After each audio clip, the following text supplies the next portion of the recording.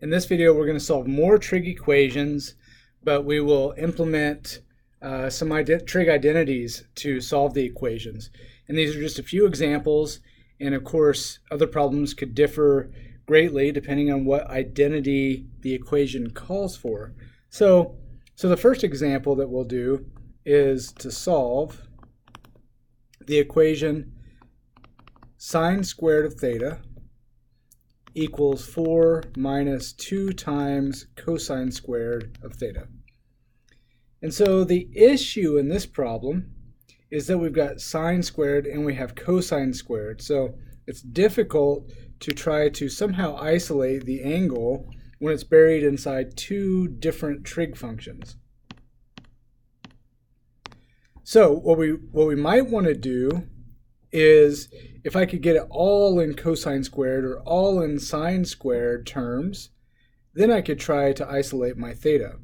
So in fact, just recall that cosine squared theta is the same thing as 1 minus sine squared of theta. And I'm assuming you know the basic trig identities. This is from a Pythagorean identity. And similarly, sine squared of theta equals 1 minus cosine squared of theta. And so I could utilize either one of those. Why don't we go ahead and replace my cosine squared of theta with 1 minus sine squared of theta and see what happens. So the left side of this equation remains as sine squared of theta, but now the right side turns into 4 minus 2 times the quantity 1 minus sine squared of theta. And now I have just sines in my equation. So I'll try to isolate the sine squared terms. So I'll do that first by distributing this negative 2, giving us 4 minus 2 plus 2 sine squared theta. Okay? So I have sine squared theta equals 2 plus 2 sine squared theta. And then what I'd like to do is get all of my sine squareds on the same side. So let's do this. Let's subtract 2 sine squared theta from both sides. So I've got 1 sine squared theta minus 2 sine squared theta equals negative 1, or just negative sine squared theta, equals 2. And then if I divide both sides by negative 1, I get sine squared theta equals negative 2. And then when I take the square root of both sides to get rid of the square, I get sine of theta equals plus or minus the square root of negative 2. And at this point, the square root of negative 2 is not a real number, right? So there's no way that the sine of theta, there's no angle that you could take the sine of and get that unreal or imaginary number. So this equation actually is kind of strange. It has no solution, right? There is no theta value that makes this equation a true statement. But what helped us here was replacing cosine squared with sine squared using Pythagorean identity. Or we could have tried the other way, and either way you do it, you should get no solution. You may want to try the other way and see what happens. You'll get no solution for a different reason. Okay? All right, let's try our next example. Let's solve 3 times the sine of 2x minus 2 times the sine of x equals 0. And now the issue in this problem is the arguments of our trig functions don't match. One of them is 2x, one of them is x. That proves difficult. And we know from experience that we cannot change the argument of a trig function unless we use an identity that tells us how to do that. For example, a lot of people will just want to factor the 2 out to the front of this. Well, that's not true. You can't factor something out of the argument of a function unless there's an identity that tells you how to do it. So instead, what we'd like to do is make these arguments match, And we know that if we use the double angle formula for sine,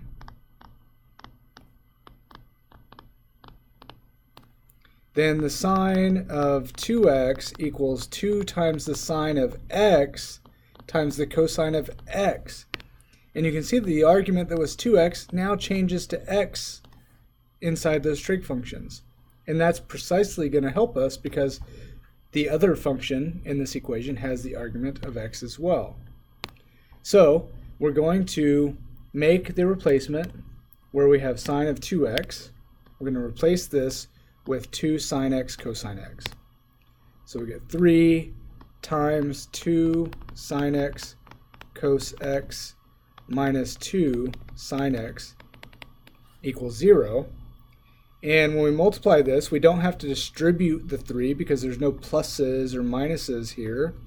We just multiply the coefficients to get 6 sine x cos x minus 2 sine x equals 0. And now the technique we'll use is that we look at these two terms, and we still have a mixture of sine and cosine, which seems bad, except that we can factor out a common factor. Well, 2 goes into 2 and 6, so I can factor out a 2, and I also have a sine of x in common. So I can factor out the common factor of 2 times the sine of x. And when I do that on the left side, I get 2 times the sine of x times, when I pull out 2 sine of x here, I'm left with 3 cosine of x. And when I pull out 2 sine of x here, I'm left with minus 1 equals 0. Now, it's nice that the right-hand side is 0. We need that to happen if we're going to factor. Now, when I multiply these two things together, I get 0. So, one of those has to be 0. So, in other words, 2 times the sine of x has to be 0, or 3 times the cosine of x minus 1 has to equal 0. And now I can solve each of those equations for x. Remember, that's the goal here, is to solve for x. Let's tackle the first one here. Divide both sides by 2. So we get sine of x equals 0, because 0 divided by 2 is 0.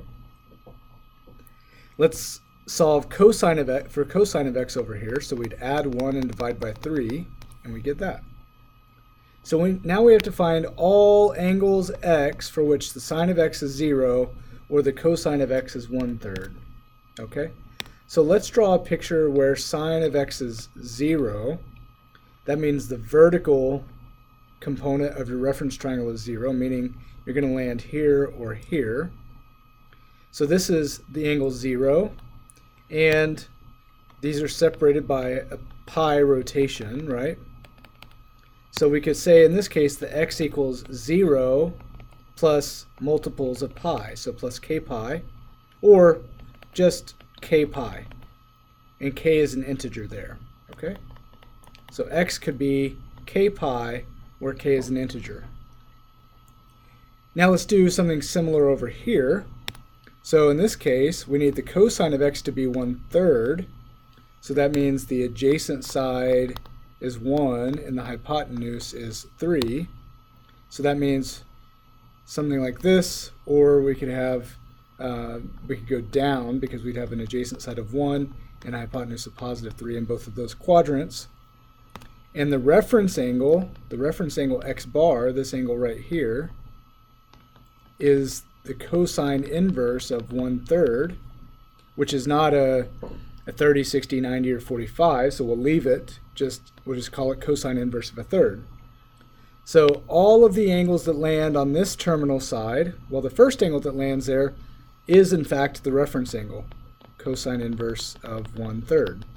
So x could be cosine inverse of 1/3 plus multiples of 2 pi, and that'll knock out all of the angles in yellow. Okay? Then if we consider these angles, the first angle that lands there, if I rotate around from 0 to here, that's just shy of 2 pi. In fact, it's 2 pi take away the reference angle. Okay? So every angle that lands on that green side is 2 pi minus cosine inverse of a third plus 2k pi plus multiples of 2 pi. And yes, you can absorb this 2 pi into the multiples of 2 pi part if you want, but it's all equivalent. So x could be k pi where k is an integer, could be either of these where k is an integer as well. So those are the solutions to that equation. All right? And in this one we had to begin with a double angle formula to make the arguments of the trig functions match. Okay, let's move on to the last example.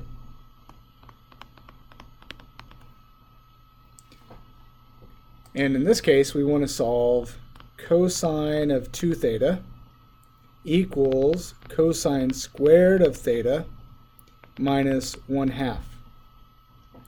Now we know from previous videos that it's okay to have a cosine squared and a cosine to the first. Usually that indicates that you'll factor somehow. So that's not an issue for us.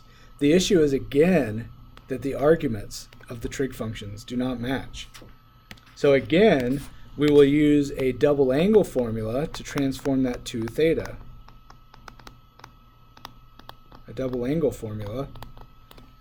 And the bad news about cosine of 2 theta is there are 3 double angle formulas. Cosine squared theta minus sine squared theta, 1 minus 2 sine squared theta, and finally 2 cosine squared theta minus 1. So we have to pick which one we want, and these are not all created equally. They are all equal, but they're not created equally, okay? So when we look at this equation, we can see that our squared term is a cosine term. And if we want to be able to factor, then our our other term probably should have a cosine as well. So we're going to stick with the third identity, because then my equation will have all cosines, which is kind of nice in most cases. So I'm going to replace my cosine of 2 theta with 2 cosine squared theta minus 1. And in fact, now I have the arguments match, and they're both squared. So that actually makes it easier. We don't have to factor. We just need to get the cosine squared terms together. So let's subtract a cosine squared theta from both sides. So 2 cosine squared theta minus 1 cosine squared theta just gives us 1 cosine squared theta. I'll bring down the minus 1, and over here we have negative 1/2. Then I'll add the 1 over. So cosine squared theta equals negative 1/2 plus 1 is positive 1/2. Then I need to get rid of my square, so I'll take the square root of both sides, resulting in cosine of theta equals, and every time you do a square root, don't forget to introduce a plus or minus. And then on top we've got 1, because the square root of 1 is 1, and on the bottom we have the square root of 2. So you might recognize this as being the square root of 2 over 2. It's the same thing. Okay? But in either case, we need to draw the triangles where we'll draw the triangles where cosine of theta equals positive 1 over square root of 2. So we've got adjacent over hypotenuse because it's cosine. So the adjacent side is positive 1, and the hypotenuse is the square root of 2. Or we could have positive 1 with the hypotenuse of square root of 2 and quadrant 4. Okay? And the reference angle here is cosine inverse of 1 over the square root of 2, and when you put that in your calculator, you'll see that it's a 45-degree angle, or pi over 4. Okay?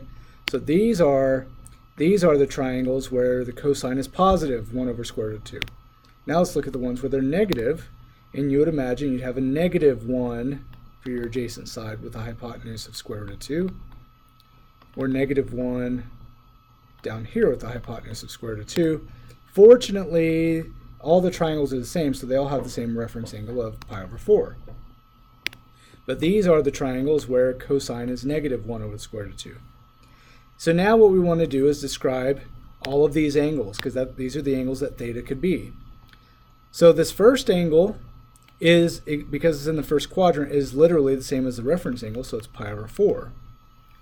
And kind of the cool thing about this is, to get to the next pi over 4, you add pi over 2. It's pi over 2 rotation. To get to the next, you add pi over 2. To get to the next, you add another pi over 2. They're all equally spaced. And to get to the next, you add another pi over 2. So all we have to do is say that theta equals our first angle, which is pi over 4, plus multiples of pi over 2. And that knocks out all of these angles when k is an integer. Okay, so there are multiple examples dealing with identities. We saw an example where we had to factor, use the double angle formula. We saw an example where the reference angle wasn't such a nice angle and how to handle that. And we saw an example reminding us that if our solutions are equally spaced, then we can simplify our final answer by building in that equal spacing into the multiples portion of the answer.